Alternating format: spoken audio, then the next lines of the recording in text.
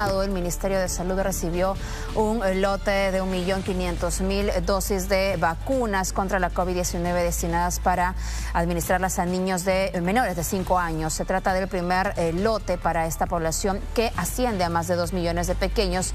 Vale recordar que la vacunación en niños inicia este domingo 25 en Lima y a partir de la próxima semana en las regiones. Escuchemos lo que dijo al respecto el ministro de Salud, Jorge López Peña.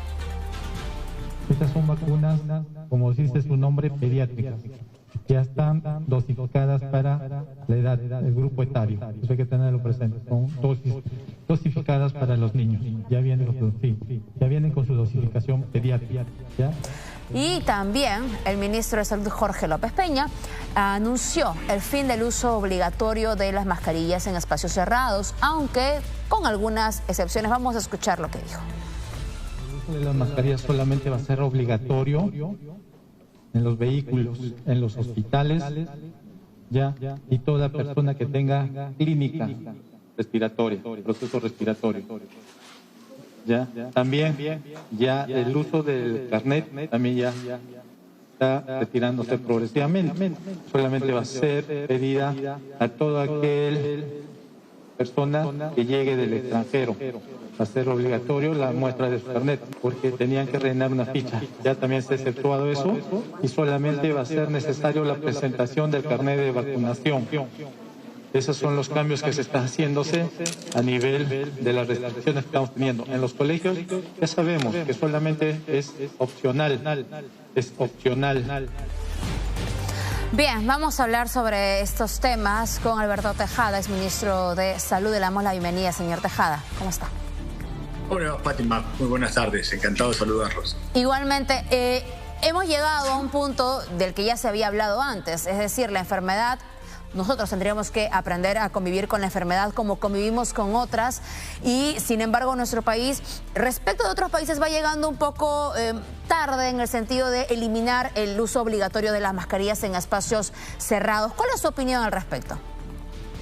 Bueno, es una noticia esperanzadora, pero un poco viendo el testimonio de cuál es la tasa de letalidad de la enfermedad, ¿no? O sea, el año pasado aquí, por ejemplo, la letalidad estábamos alrededor del 5 o 6%, hoy día están en el 0.4, 0.5, dependiendo del área del Perú. Evidentemente hay más contagios inclusive, pero la tasa de muerte es prácticamente muy pequeña. Y en el mundo entero no es tampoco una novedad. En Estados Unidos estaba hace muy poco, nadie usa mascarilla ya, por lo menos en espacios públicos abiertos y centros comerciales y demás. Entiendo que en Sudamérica también distintos países están adoptando las mismas medidas. Yo creo que es el comienzo de una nueva etapa en las cuales, por supuesto, hay que seguir cuidándose porque la enfermedad endémica está en nuestro territorio y obviamente uno la puede coger en cualquier momento cuando es vulnerable. Y yo creo que esa disposición de gente que está literalmente con síntomas respiratorios tiene que cuidarse, ¿no? Sin duda, eso es una realidad. De hecho, vamos precisando algunas dudas porque también nos escriben preguntando qué es lo que exactamente se ha exceptuado dentro de la eliminación de la obligación del uso de las mascarillas. Lo que se ha dicho es que tendrá que seguir siendo obligatoria en los hospitales, por ejemplo, y también para las personas que tienen alguna enfermedad respiratoria. Claro que nos podríamos preguntar quién va a vigilar, y también el transporte público. Creo que Exacto. Nos podríamos preguntar... Aparentemente, sí. De lo que todavía no se ha publicado, pero es lo que hemos recogido. Lo que ha dicho el ministro. Como el ministro, es el transporte público, porque bueno, las personas están muy cerca, tú sabes que el transporte público siempre están todos muy apretaditos a veces.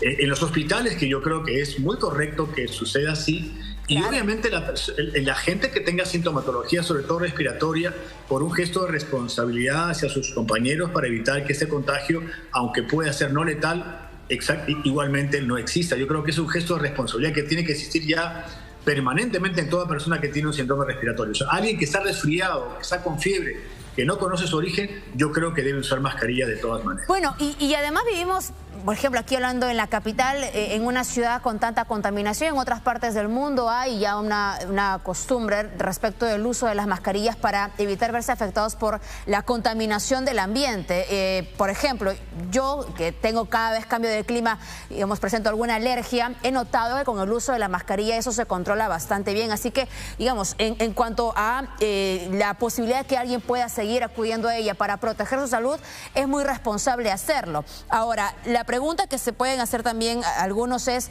¿cuál es el criterio que se maneja para llegar a esta decisión? Usted nos adelantaba algo respecto de los porcentajes de letalidad, hay otro con el porcentaje de positividad, que es lo que mencionó el ministro. Bueno, es que la positividad no ha estado muy baja, la positividad ha estado alta, ¿no? Inclusive, va bajando a 5%. Aquí en nuestra circunscripción de San Borja, por ejemplo, sí, de 9.000 casos el año pasado pasamos a 23.000 este año. O sea, hubo más contagios en este siguiente año 22, pero la gente se infectó, hizo un día de fiebre y literalmente fue un resfriado y pasó rápido, ¿no? Entonces, es ahí donde se da un poco el impacto de las medidas, porque también había pues un exceso de tramitología en centros comerciales, hasta ir a un simple restaurante, usted tenía que mostrar documentos y luego pues quitárselo inmediatamente adentro. Había un contrasentido también, ¿no? Porque solamente era para pasar la puerta y luego ya después no existían las medidas, ¿no? No, y además que en los colegios ya no es obligatorio desde hace unos días, por lo que es coherente que también se elimine la obligación en otros lugares, porque es cierto, tú ibas a un restaurante y podían encontrarse todas las personas sin la mascarilla porque evidentemente iban a comer. Sin embargo, si ibas a otro lugar donde estabas de repente caminando, aunque siendo ventilado, solo porque era cerrado, te obligaban a usar esa mascarilla, que desde mañana saldría esta ley que permite que ya no sea obligatorio. Un punto importante, usted nos mencionaba el carnet. El carnet tampoco ya será solicitado de forma obligatoria en todos los lugares cerrados, salvo, por ejemplo, cuando se ingrese al Perú, ¿no? De aparte, tendrá que ser presentado por algunas personas que ingresen desde ciertos países también. Claro, yo creo que ahí lo que estamos haciendo es proteger nuestras fronteras, ¿no? La gente que llega al Perú, donde no sabemos cuál ha sido la rigurosidad con la cual se han exigido las vacunas, que por lo menos vengan con un carnet de vacunación, me parece correcto, porque yo creo que el mensaje también quedó para todos claro, ¿no? Todas las personas tienen que vacunarse. Esto es la mejor protección ante la eventualidad de que el COVID presente todavía en el ambiente pueda contagiarlos. O sea que ese mensaje todavía continúa vigente y hay que vacunarse. Y yo lo otro que creo que es importante es que a partir de ahora comenzamos una nueva época en la cual la gente va a tener que usar una mascarilla cuando considere que esté en lugares muy cerrados, donde pueda percibir un contagio y donde las costumbres en realidad tienen que ser ya adoptadas más en un propósito de defensa que de estar meditados por una determinación gubernamental, ¿no? Yo creo que hay que ver el aspecto sanitario. En Asia hace mucho tiempo se protegían con mascarillas los asiáticos al salir a la calle, al transporte público y demás. Hoy día eso tiene mucho sentido después de la época del COVID, ¿no? Totalmente. Vamos precisando, el público que nos está viendo, no es que hay una prohibición en el uso de la mascarilla. Lo que se ha determinado es la libertad en cuanto al uso más bien de este elemento que ha resultado vital en toda la pandemia. De hecho, muchos no nos hemos contagiado, sino hasta recién este año, porque hemos cumplido con los protocolos, porque no nos hemos estado reuniendo, porque hemos utilizado la mascarilla de la forma que teníamos que hacerlo, y quién sabe también por qué más no nos habíamos contagiado antes, porque sabemos que hay personas que también han cumplido con un rol riguroso. Sin embargo, lamentablemente así se maneja este virus, pero vamos aprendiendo a convivir con él. Ahora, también la precisión es que sin duda se va a ir eliminando la exigencia del carnet de vacunación, de la presentación del carnet de vacunación, pero algo que usted ha resaltado y que tenemos que precisar: la vacunación es lo que nos permite llegar a este punto ahora, sin tantos muertos y con la posibilidad de quitarnos ya la mascarilla. Totalmente de acuerdo, Fátima. Yo creo que no hay que olvidar esa última palabra, creo que es lo más importante. Tiene que ser vacunado, porque mira, por ahí anda el virus, ¿no? No lo podemos evitar. Es más, se ha mutado 5 veces, 6 veces, qué sé yo. Vamos a encontrar... Mira, mucha gente se ha infectado ya con 4 vacunas encima. O sea, se infectaron mucho más que el año pasado. Pero la gente, al estar protegida por la vacuna, bueno, no pasó de ser un resfriado de un día y ya está.